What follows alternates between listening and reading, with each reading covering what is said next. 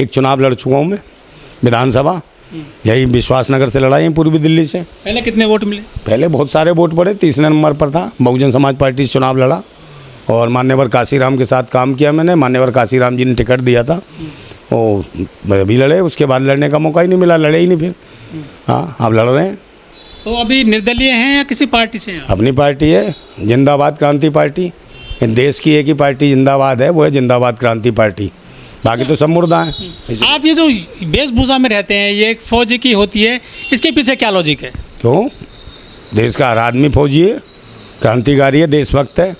हम नेताजी सुभाष चंद्र बोस से प्रेरित हैं। जैसे नेताजी सुभाष चंद्र बोस देश की अपनी फौज थी, वैसे हमारी भी फौज है, हम भी फौजी हैं। तो इसलिए आप वर्दी पहनते हैं आप? तो वर्दी पहनने क्या दिक्कत है? वर्दी तो आपने ही पहन रखी है। कुछ लोग कहते हैं कि आप फौज से रिटायर्ड हैं, फौज में रहे, कुछ ऐसा समझते कुछ हैं। लोग उनके सोचने से क्या हुए, कोई कुछ भी कह सकता है, कोई अब मैं क्या कह सकता हूँ उसमें, क्यों फौज में रिटायर हूँ या नहीं हूँ। कितना पैसा खर्च करेंगे चुनाव में करीब? कहाँ से? चुनाव तो लड़ेंगे ना, पैसा खर्च होगा। हाँ होगा, आप दे दोगे तो कर लूँगा खर्च। महंगे चुनाव हो गए आजकल, काफ़ी पैसा खर्च होता है, कहाँ से लाओगे पैसा? डकैत हैं तो डकैत चुनाव लड़ेंगे तो महंगा चुनाव लड़ेंगे। हम तो क्रांतिकारी, पैसे की ज़रूरत क्या? आपके चैनल के माध्यम से हाथ जोड़ के विनती कर रहे हैं, भैया हमारा चुनाव चिन्ह जो है कांच का गिलास, उस पर वोट देना, वोट भी देना, सपोर्ट भी करना। अब पैसे अब ये चाहो कि मैं डकैत बनूं, आतंकवादी बनूं, लुटेरा बनूं, झूठे तरीके से लोगों को फंसाऊं, जालसाजी करूं, फिर उसके बाद धन इकट्ठा करूं, फिर तुम्हें एक बोतल दूं, 2 ब्रेड पकौड़े दूं, केला दूं, सिंगाड़े दूं, क्या क्या दूं बताओ? काहे की गारंटी? बीबी को गारंटी नहीं दे पाया, गारंटी काहे की? बच्चा दिया है कादा? इस देश को एक बच्चा गारंटी दोगे जनता को? है, मैंने तो 3-3 बच्चे दिए देश को, है, कम से कम बच्चे तो पैदा किए मैंने, कुछ नहीं किया तो भाई, आबादी तो बढ़ाई। वो फ्री राशन दे रहे हैं। पूछो ना, जो जो राशन देने के बाप ने कभी किया? भाई ये तो 40 साल भीख मांगे, खेती कहाँ से किया? अब तू मंगलसूत्र भी छीनने पे लगा, अपनी बीवी का तो बेच के खा गया, अब देश की बहन बेटियों के मंगलसूत्र में निगाह है। नमस्कार, मैं ओमदेव, आज हम हैं दिल्ली में, हमारे साथ हैं नरेंद्र नंदा भाई राजपूत जी। राजपूत जी, सुना है कि आप भी चुनाव लड़ने जा रहे हैं पूर्वी दिल्ली से? बिल्कुल लड़ेंगे, ये हमारा अधिकार है, लोकतंत्र में आज़ादी देता है, संविधान पूरी तरीके की गारंटी देता है, आप चुनाव लड़ो।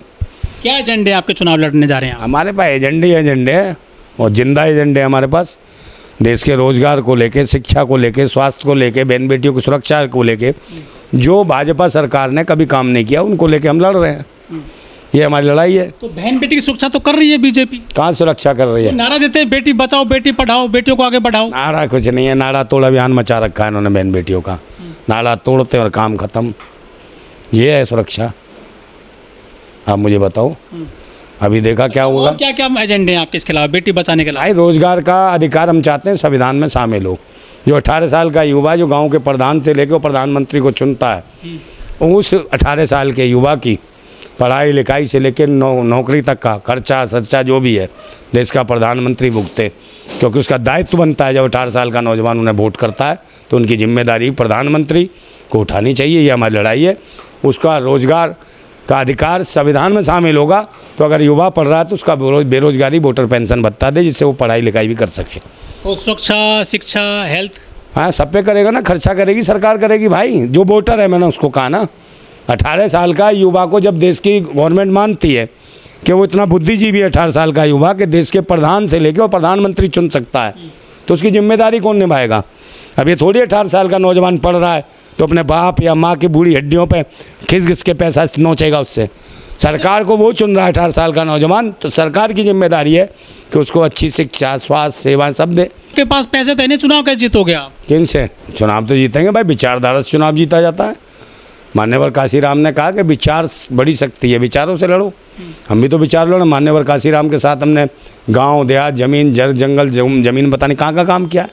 तो जो उन्होंने भी कहा एक रोटी और एक वोट चाहिए देश से, तो हम लोग गांव से एक नोट एक वोट की बात करते थे, एक रोटी की, जगह जगह से रोटियां इकट्ठी करते थे, गांव में मीटिंग होती थी, खाते थे। तो जब हम सरकार को बदलते हैं या विचारों को बढ़ाते हैं और वैचारिक जब क्रांति होती है, तो लोग, जनता जो है खुद स्वयं अपने आप आगे आ जाती है। पैसा कुछ नहीं दिल्ली में आप चुनाव लड़ने जा रहे हैं, यहाँ तो फ्री बिजली पानी पे वोट दिया जाता है, यहाँ प्रवासी लोग सबसे ज़्यादा हैं। प्रवासी क्या? दूसरे राज्यों से आए हैं जो। तो प्रवासी क्या? देश तो देश ही है भाई। प्रवासी कोई पक्षी है क्या आसमान से टपक के यहाँ कूदा है? उनका कैसे आप वादे पूरे कर पाओ? देश का कहीं भी आदमी किसी भी जगह का हो, भारत का, समझे, सबका भला होना चाहिए, सबकी सुरक्षा, सबकी गारंटी, चाहे कोई भी कहीं भी रह सकता है हमारे देश के अंदर। ये हमारी लड़ाई और रह रहे हैं हम। अच्छा, कितनी गाड़ी आपने अब तक इंतजाम किया चुनाव प्रचार के लिए, कितने लोगों से बात करी है? देखिए गाड़ियाँ तो इतनी हैं कि पूछो मत। है जितनी भी भारतीय सेना सारी गाड़ी हमारे पास है। अच्छा, हाँ, मोदी से भी हेलीकॉप्टर छीन लेंगे हम। हवाई जहाज जो दे रखा है ना 8.5 वो भी छीन लेंगे हम। उससे प्रचार करेंगे हम।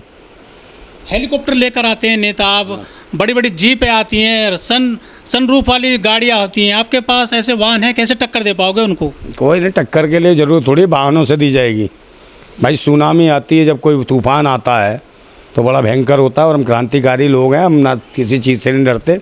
ईमानदारी से वैचारिक हमारे पास क्रांति है, वैचारिक शक्ति है, विचारों की क्रांति से हम लड़ेंगे। विचारधारा कहाँ बची है राजनीति में? हमारी तो विचारधारा भाई। शाम को लोग किस पार्टी में होते हैं, दूसरे को दूसरी पार्टी में चले जाते हैं। सुबह छोड़ो, उनका कोई पता थोड़ी है। वो जैसे पैदा हुए होंगे, जैसे उनके संस्कार होंगे, वैसे ही काम करेंगे। हैं वो तो वो जाने अपना। उनका डीएनए चेक करो, उनका पता चलेगा कि कैसे पैदा हुए, कैसे तरीके से आए, किस बिस्तर पे क्या हुआ। ये तो वही बता सकती है उनकी अम्मा। लेकिन जो आपके सामने पार्टी खड़ी है वो बड़ा उनका चंदा मिला है कई सौ करोड़ रुपए का, बहुत उनके पास संपत्ति है, आप उन्हें कैसे टक्कर दे पाओगे चुनाव प्रचार में? तुम बार बार यार पैसे की और धन की और इसके लिए आते हो। पैसे से लड़ा जाता है ना आज के जमाने में। टक्कर विचारों की है ना, मंच लगवा लो कहीं पर भी, उनके औकात दिखा दें। इतना महंगा टेंट लगता है, मंच सस्ते हैं, कैसे इंतजाम होगा? हाँ, टेंट ना तो बालों में पेंट भी कराता है मोदी, पेंट कराता ना बालों में। हाँ, तो टेंट क्या लगाएगा? बालों में पेंट करा लेता तो अपने आप को ऐसे तो निखार रहा हो। कितना पैसा खर्च होता है प्रधानमंत्री को, पर ये देखा? पर्सनल इसके हवाई जहाज हैं। तो कहाँ से ले आए? जब कमाता नहीं था, भीख मांगता था, भीख मांगने से तो ले आया नहीं आया। तो देश का रुपया किसने इसको गिफ्ट दिया? तो जिसने गिफ्ट दिया उसकी गुलामी कर रहा होगा ये। अडानी ने गिफ्ट दिया ना इसको हवाई जहाज, तो उसी गुलामी कर रहा है। जवाब दे, नहीं देगा ये। मोदी मोदी कुछ नहीं चल रहा। कभी किसी गारंटी, कभी कहता बच्चे, उसके बच्चे ज़्यादा पैदा हो जाते हैं उनको कर देगी कांग्रेस, या उनको ये कर देगा। भाई सत्ता और सरकार में तुम हो, तुम बताओ ना तुम्हारा मैनिफेस्टो क्या है, और तुमने 10 सालों में काम क्या किए। दूसरे का मैनिफेस्टो उठा के उसको मतलब दूसरे तरीके से घुमाओगे, गुमराह करोगे देश की जनता को। तो ऐसा मूर्ख प्रधानमंत्री तो मैंने कहीं नहीं देखा। 10 साल का अपना कार्यकाल है, बता ना तूने क्या करा। अभी तू कह रहा ये कर रही है कांग्रेस, ये देगी। अबे कांग्रेस थोड़ी सत्ता में है, सत्ता में तो तू है। तो तुझे जवाब देना होगा, अपना मैनिफेस्टो बता कि तूने 10 साल में करा क्या। मोदी तेरी है ये बताना। तो मोदी ये देश की बहन बेटियों के मंगलसूत्र बेच के खाए, बेच के मार देगा आदमियों को, उनके बीवियों को बेच देगा। वो कहना अडानी की जो बंदरगाह है उसी शिप में भर भर के भेजेगा विदेशों में। जैसे अभी 45,000 महिलाएं गुजरात से गायब हो गई थी, आज तक पता नहीं चला। तो ये बताए ना कहाँ है। मैं थोड़ी कह रहा हूँ, आरटीआई ने कह रही है भाई। गुजरात सरकार कह रही थी कि 45,000 महिलाएं गायब हो गई 5 साल में। कहाँ गई वो? गुजरात की महिलाएं गायब होगी तो भारत की महिलाओं क्या होगा? और ये मंगलसूत्र का मतलब समझ नहीं रही हूँ। ये तो कोई परवाह नहीं है ना बीवी की ना बच्चों की, क्योंकि इसके साथ बड़ा गलत किया है कांग्रेस ने। इसके दिमाग की, मानसिक रूप से इसके दिमाग की भी नसबंदी कर दी है कांग्रेस ने। हाँ, इसीलिए परेशान है, ये विकास पैदा नहीं हो रहा। और हम कहते हैं भाई कोई बात नहीं, उन्होंने मुसलमानों ने इतने बच्चे पैदा करे, तू भी कर दे एक आधा। तो ये किसी ने रोका है क्या? बता, किसने घुसने नहीं दिया था स्वागरात के दिन कमरे में? भगा दिया था तुझे? है बता? नहीं, भाग गया उस दिन छोड़ के। तो दिक्कत तो है, कांग्रेस ने गलत किया है कुछ ना कुछ, समझे। इसके साथ नसबंदी कानून जब आया था तभी मुझे लगता है काम कर दिया था इसका, इसलिए विकास नहीं पैदा कर पा रहा।